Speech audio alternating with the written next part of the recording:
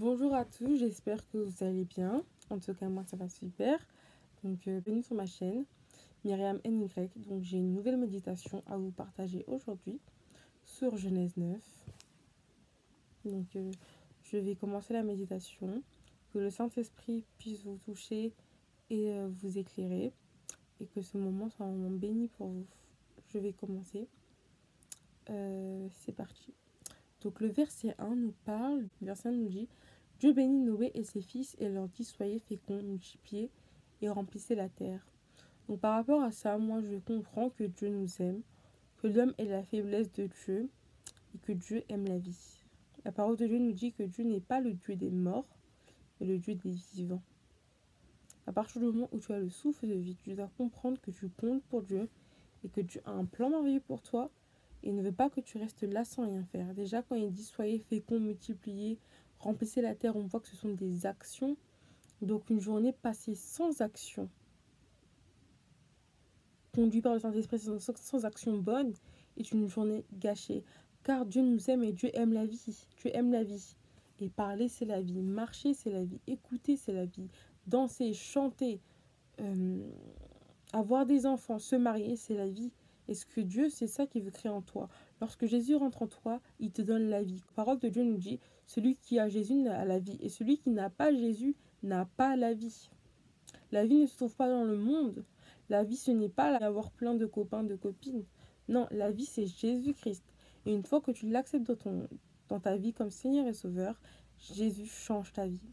Tu commences à agir avec de très bonnes actions. Ensuite, le verset 2 nous dit: Vous serez un sujet de crainte et d'effroi pour tout animal de la terre, pour tout oiseau du ciel, pour tout ce qui se meut sur la terre et pour tous les poissons de la mer. Ils sont livrés entre vos mains. Donc on voit en fait que Dieu place l'homme au-dessus de beaucoup de choses sur terre. Nous devons être fiers de qui nous sommes, car nous sommes une créature que Dieu aime. Dieu nous aime beaucoup, il nous place même au-dessus des anges.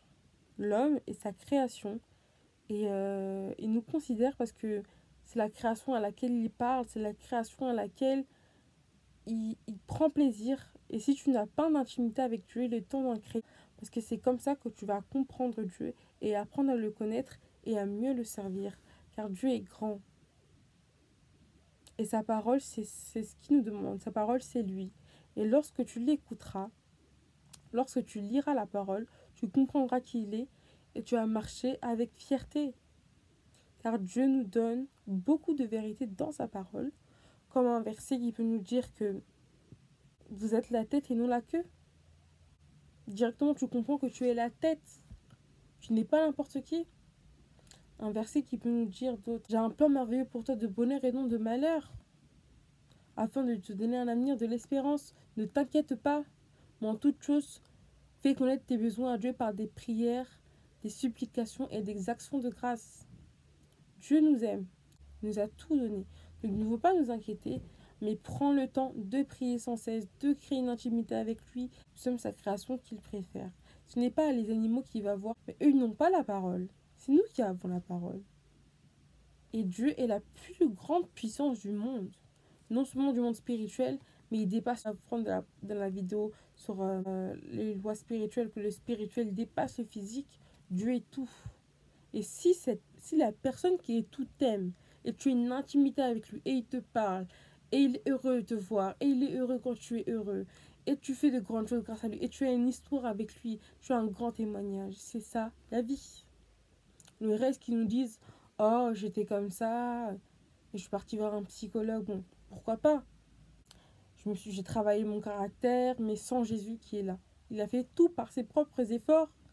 Et du jour au lendemain, tout peut s'écrouler. Pourquoi? Parce qu'il n'a pas mis Dieu au centre de sa vie.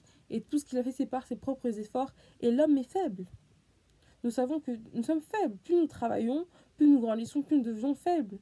Mais quelqu'un qui compte sur Dieu, ce n'est pas qu'il est plus intelligent. Ce n'est pas qu'il est plus savant. C'est juste qu'il a mis sa confiance en Dieu. Il a compris que seul, il ne pouvait pas y arriver. Il s'est délaissé. Il a offert son corps comme un sacrifice. Et il a tout donné à Dieu pour que Dieu puisse l'aider, car il a reconnu que seul il ne pouvait pas. C'est comme ça que nous devons être. Amen.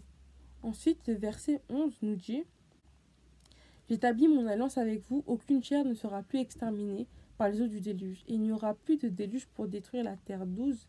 Et Dieu dit, c'est ici le signe de l'alliance que j'établis entre moi et vous et tous les êtres vivants qui sont avec vous pour les générations à toujours.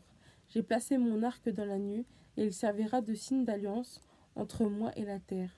Quand j'aurai rassemblé des nuages au-dessus de la terre, l'arc paraîtra dans la nuit et je me souviendrai de mon alliance entre moi et vous et tous les êtres vivants de toute chair, et les eaux ne deviendront plus un déluge pour détruire toute chair. Amen.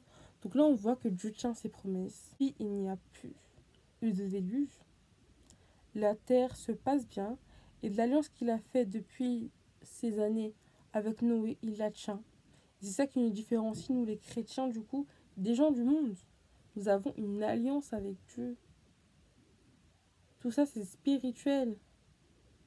Nous avons une alliance. Et par rapport à ces alliances que tu as pu faire avec Dieu, Dieu peut te protéger et te garder longtemps. Tu peux bénéficier de sa protection. Et pour finir, le verset 29 nous parle que Noé a vécu 950 ans et il est mort. Donc on voit que un serviteur de Dieu qui compte sur Dieu et qui a mis Dieu en premier dans sa vie peut vivre longtemps. Très longtemps. C'est celui qui a accepté Jésus-Christ. Parce que Dieu nous aime. Il n'y a pas de secret. Dieu est vraiment amour, miséricordieux. Et c'est un amour que nous sommes limités. Nous avons des attaques. Nous sommes limités. Nous avons des attaques du monde, des ténèbres ou de quoi que ce soit.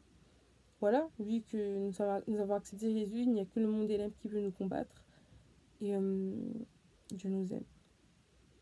Je veux que vous gardiez ça en tête, que Dieu t'aime. Il a un plan merveilleux pour ta vie. Il ne faut pas avoir peur. Et confiance en lui et il agira. Dieu nous aime. Merci d'avoir écouté.